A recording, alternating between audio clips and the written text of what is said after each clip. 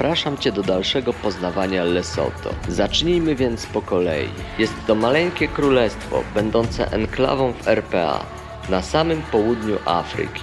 Kraj ten zamieszkiwany jest przez około 2 miliony mieszkańców, a głową państwa jest król Letsi III. Lesotho słynie z tego, że jest jedynym krajem na świecie w całości położonym na wysokości powyżej 1000 metrów nad poziomem morza. Najwyższym szczytem górskim jest Tabana Tleniana o wysokości 3482 metry, znajdujący się w Górach Smoczych. W Lesotho panuje klimat zwrotnikowy, a zimą wysoko w górach pojawia się śnieg. Roślinność to przeważnie sawanna oraz trawy. Wysoko w górach występuje roślinność alpejska. Lesotho jest krajem bardzo biednym, praktycznie bez jakiegokolwiek przemysłu, z bardzo słabo rozwiniętym rolnictwem. Głównie uprawia się tu kukurydzę, pszenicę, sorgo oraz fasolę. Produkcja rolna jest jednak tak mizerna, że żywności nie wystarcza dla wszystkich mieszkańców kraju. Żyje się tutaj naprawdę ciężko, ale ludność tubylcza jest niesamowicie przyjazna i radosna. Lesotho zachwyciło mnie tak bardzo, że ląduje na pierwszym miejscu listy moich ulubionych krajów, deklasując takich faworytów jak Armenia, Brazylia czy Argentyna. Pomimo, że jest środek sezonu, tutaj kurde nikogo nie ma prawie, praktycznie nie ma nikogo oprócz nas. I co? I tak to wygląda, no, w taki pokoik, kurde, wypasiony. Kuchnia, gdzie można sobie samemu normalnie gotować. Lodówka. To jest tylko taka akcja, że prąd włączają tylko na parę godzin między 6 a chyba 8 wieczorem, czy 9 i później wyłączają. No to dobra. No i wstajemy o 3:30 w nocy, o 4 rano wyjeżdżamy, już będzie jasno. No i gonimy na te słynne wodospady, te potężne. Krótka przerwa na sprawdzanie ciśnienia w oponach. But this one doesn't look good as well. Ale za to można popodziwiać widoczki. Rano jest po prostu pięknie. Tak wygląda właśnie ten kraj, takie krajobrazy. Sprawdzamy koła. Krzyczy, że straciliśmy powietrze, ale nie krzyczy w którym kole. Tak wygląda RPA, widziany z pozycji Lesotho. No bo całe Lesotho jest płaskowyżem i jest po prostu kilometr wyżej albo pół kilometra wyżej niż RPA. Zajechaliśmy napompować i sprawdzić. A tu przy okazji taka sztuka nowoczesna. No pięknie, chłopaki. Ich poniosło. Podoba mi się to. No i te garażyki, nie? W każdym garażyku jakiś biznesik. Tutaj salon urody. O, fryzjer. Hello.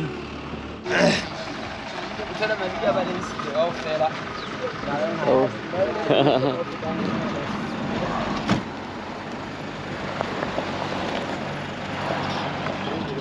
Dobra, pojechaliśmy w drugie miejsce, bo tam nie mieli sprzętu do tego, żeby napompować. Okej, no tutaj chłopak sprawdza, czy przebiliśmy, czy po prostu coś tylko komputer wariuje. Dumelan tate? Dumelan tate. Dumelan? Dumelan me. Dumelan me. Yeah. Okej. No i idę tutaj do tego wodospadu największego. Tylko dzisiaj jest sobota, więc jest tłum ludzi. Ale znowu jestem sam, więc jest świetnie. Natomiast jestem tutaj większą atrakcją turystyczną chyba niż te wodospady. Bo tu generalnie biali nie bywają. Raczej. No przy wodospadach tak, ale w tym kraju generalnie ich nie ma. W RPA jest 10%. Tutaj nie ma. I wszyscy mnie zaczepiają, zagadują. Ci ludzie są niesamowici, naprawdę. No i oczywiście robią sobie ze mną zdjęcia, gadają. Nie mogę spokojnie przejść, ale jest fajnie. Krajobraz na razie taki normalny, ale dalej podobno będzie torpeda. Dumelan date, Dumelan me. Okej. No nie dadzą mi tu przejść, po prostu każdy mnie zaczepia i zagaduje jeszcze. Gdyby było zwykle hello, how are you, to by było gites, ale oni po prostu 5 minut każdy chce pogadać, nie? No i te zdjęcia ze mną. Oczywiście jestem tutaj jakimś dziwolągiem dla nich. Ale w ogóle są fajni, bo chodzą, śpiewają i tańczą. I tu zauważyłem właśnie w tym kraju jest coś takiego, że ludzie po prostu kochają śpiew i taniec. Ponieważ, no wiadomo, jeżeli żyją bez prądu, no to nie ma tych wszystkich TikToków, YouTube'ów, Instagramów i innych pierdół.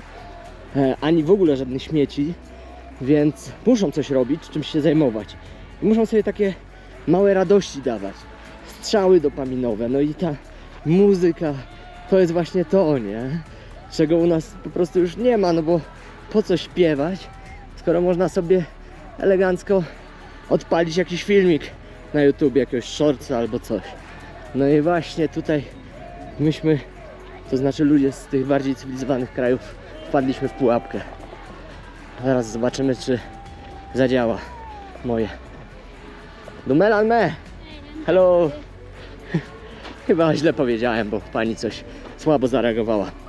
No ale dobra, idzie duża ekipa, robią tańce, zaraz mnie jeszcze zatańczą pewnie.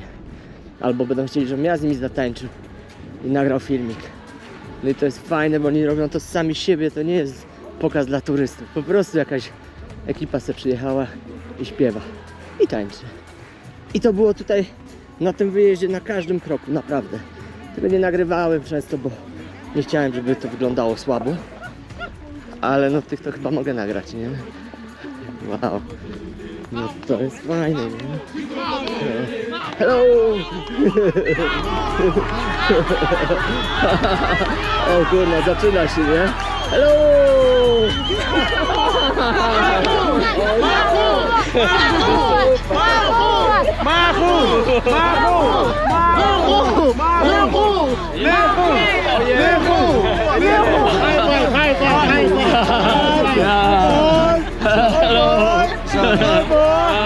What is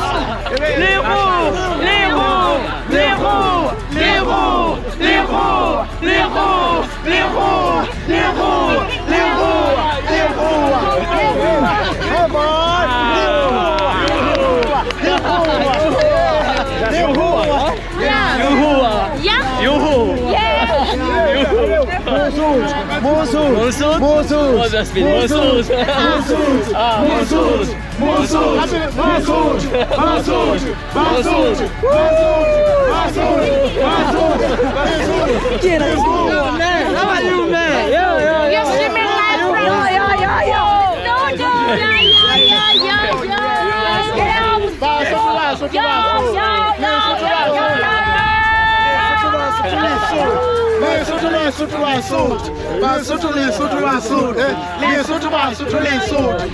Nice to meet you guys. Yeah, video. Where do Brazil? I'm moving video. Yeah. Taking a video. Yeah, I'm taking video with you guys. Video. Yeah, video. Wow. So music. Welcome to Lesotho! President Akari here! Yay!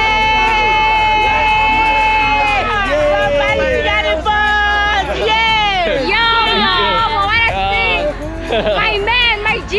Yo! Okay! What's up, Neil? What's up, Neil? Safe journey! Yeah, thank you very much. Nice to meet you guys. Let's travel! Yeah. Thank you. Bye. Good to see you! Good to see you. Yeah.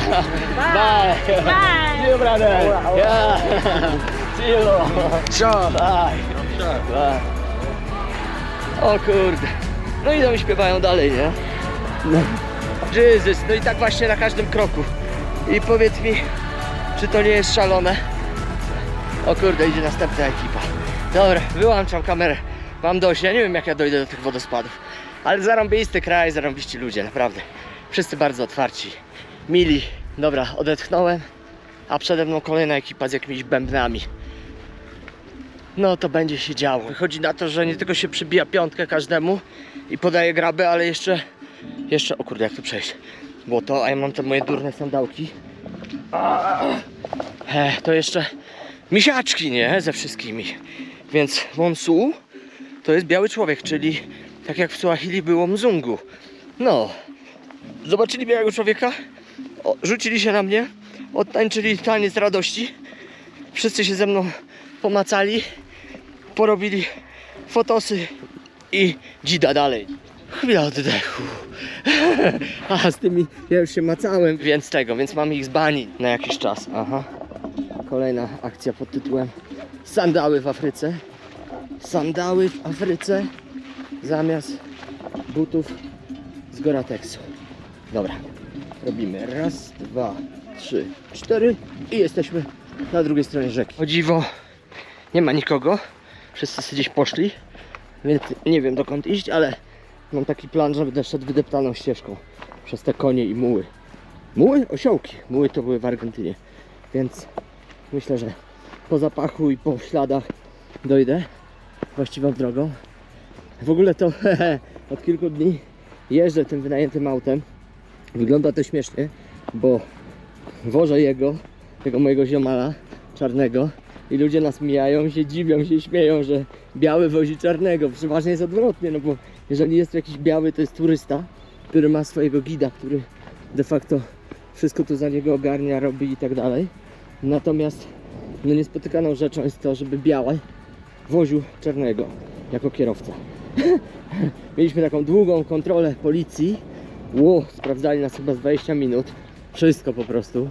Stało ich chyba z 15 z karabinami na drodze i to było ciekawe. Ale wszystko się ładnie udało. Myślę, że to właśnie dzięki temu, że miałem tego kolo ze sobą. Bo tak to by pewnie sprawdzili mu paszport, wizę i by było, nie? Natomiast wszystko się obyło z uśmiechem na twarzy i tak dalej. Ale nie nagrywałem ich, bo powiedział, żebym tego nie robił. Generalnie ludzi z taką bronią się nie nagrywa. Z tym ruchem lewostronnym to mam niezłe jaja, ponieważ skrzynia biegów z lewej strony, wszystko nie tak, wyprzedzanie z prawej, trzeba jechać lewą, trzeba pamiętać jak skręcać na rondzie, skrzyżowania są najgorsze jak skręcam w prawo, w lewo. No i oczywiście jeszcze akcja po prostu pod tytułem właśnie wyprzedzanie, nie? Z drugiej strony. Kiera z drugiej strony, wszystko działa po prostu na automacie. No i człowiek się totalnie gubi. Plus miliony kamieni, głazów na ziemi, to jest na drodze, to jest po prostu masakra tutaj. Spadają i po prostu leżą, nikt ich nie sprząta, bo po co.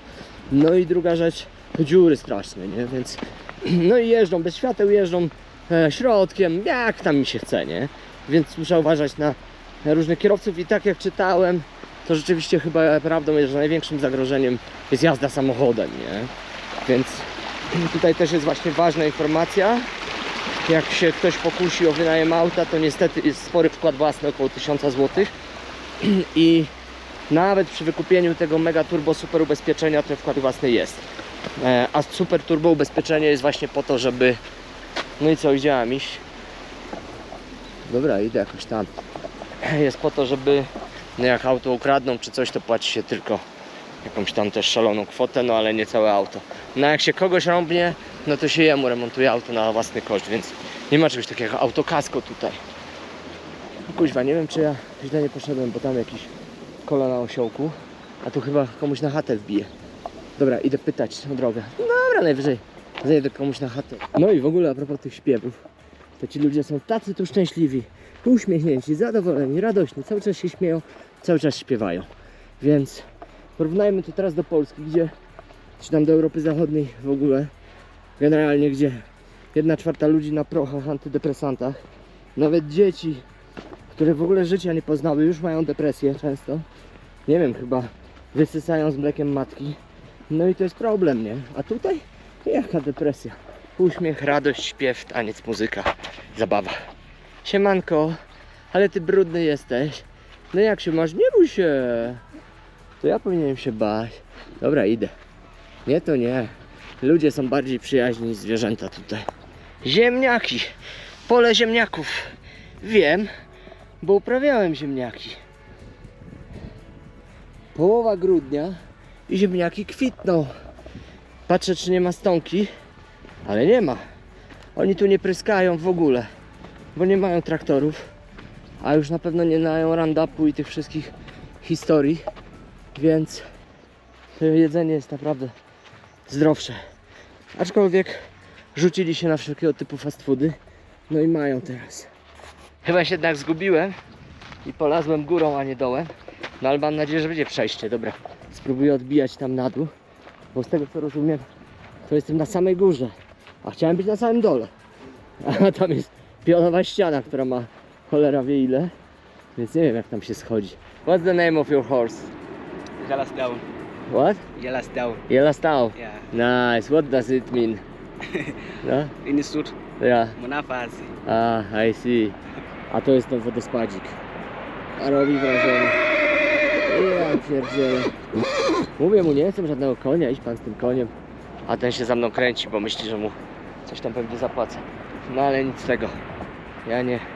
Ja nie z tych turystów. Radość w tych ludziach, której po prostu w bogatych społeczeństwach Europy nie zobaczysz, nie? Taka totalna radość po prostu. Jest takie powiedzenie pelioratywne, nie wiem dlaczego, że cieszyć się jak murzyn z łotkiem. A generalnie to jest tak, że oni naprawdę cieszą się wszystkim, nie? Nawet tym, że sobie kurde wezmą i piosenkę zaśpiewają. Czy ja tu powinienem iść? Wygląda jakbym... Chyba nie. Dobra, idę do góry. Radość i zabawa, śpiew, taniec i co chwilę po prostu roześmiane, uśmiechnięte gęby. To jest po prostu coś niesamowitego. Kurde, gdzie tu iść, powiem szczerze. Słabo to wygląda. Nie chcę tam podchodzić na skraj tej skały. Nikogo już tu nie ma, bo już trochę późno jest. No nie, tu jakaś ścieżka niby wydeptana jest, to idę. Jak są ślady konia, to i chyba człowiek przejdzie, co? O, śmieci. Jak śmieci, to wszystko w porządku. To znaczy, że turyści tędy łażą. O, ale mi glebnął, ja pitole. A, dobra, widzę. Tam w oddali, te mróweczki, to ludzie. Myślę, że z 2 godziny i tam będę. A później ze 3 do góry, nie? Mam czołówkę jakby co.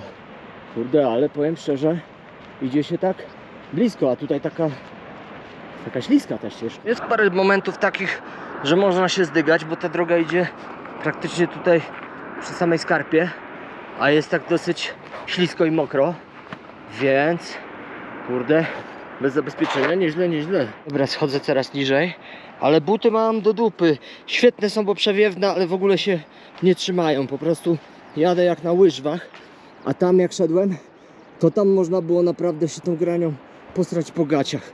Taka kuźwa ferrata bez zabezpieczeń. W stylu, o właśnie, w stylu afrykańskim, nie? Jest w ogóle mega turbo późno, bo strasznie późno wyjechaliśmy.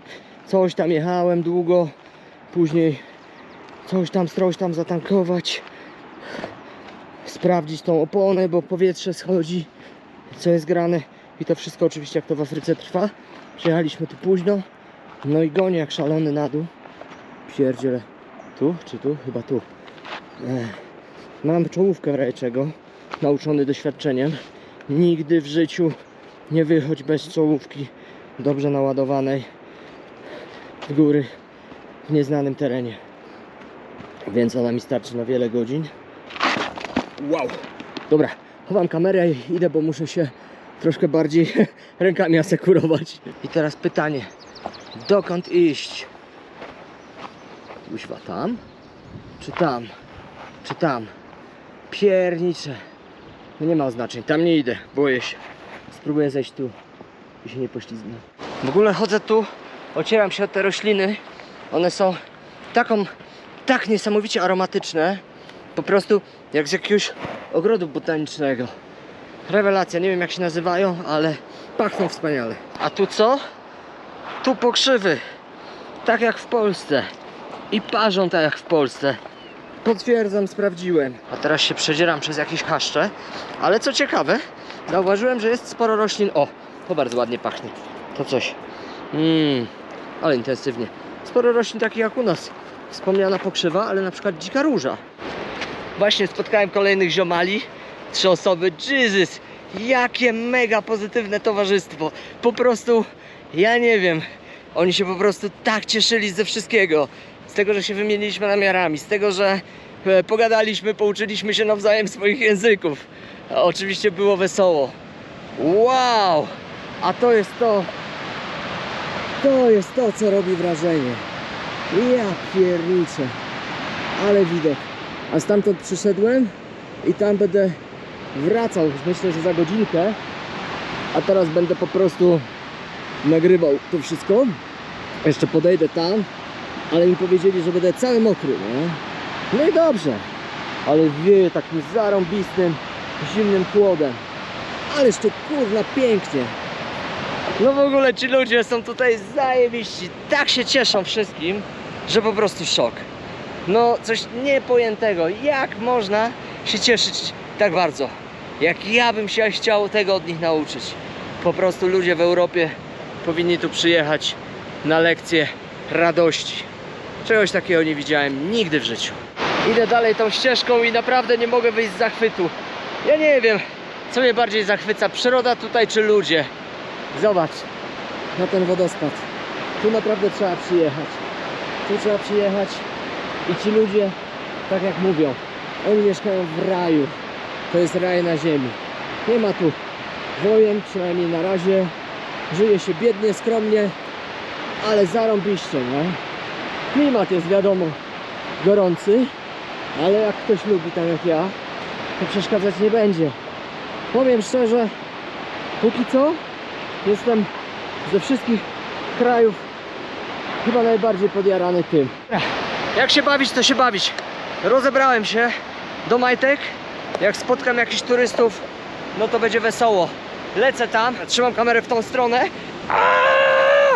ponieważ ja pierdzielę, ponieważ zaraz będzie cała mokra.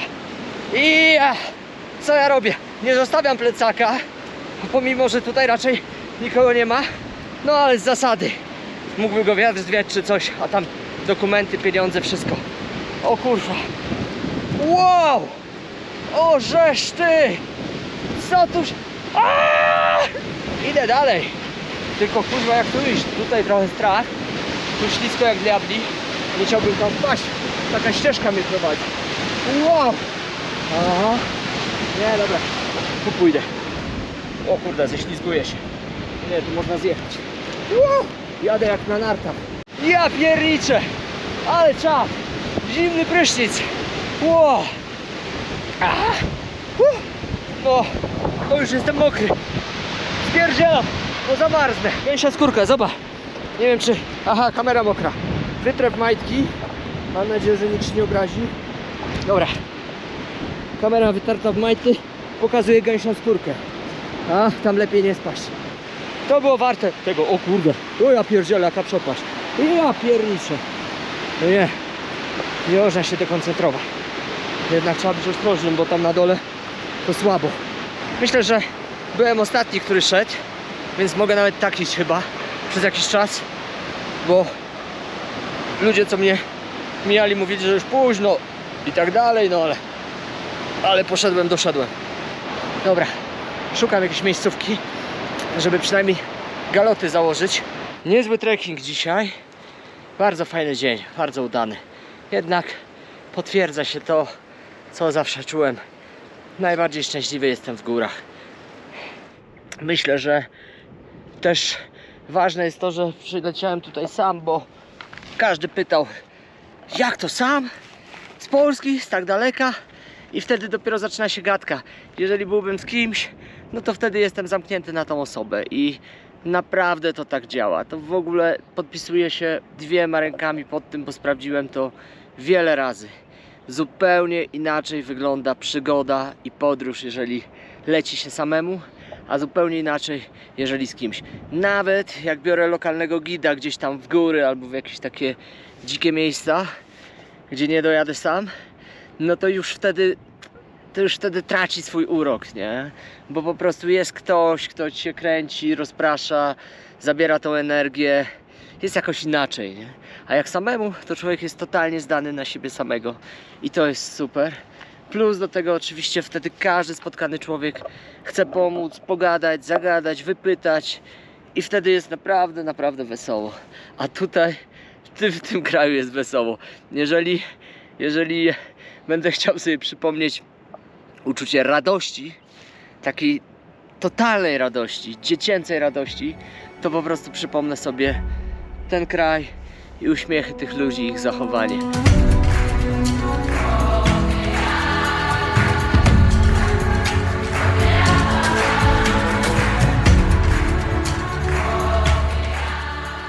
Kolejnym etapem naszej przygody w Lesotho są góry w Parku Narodowym Sehlabadebe.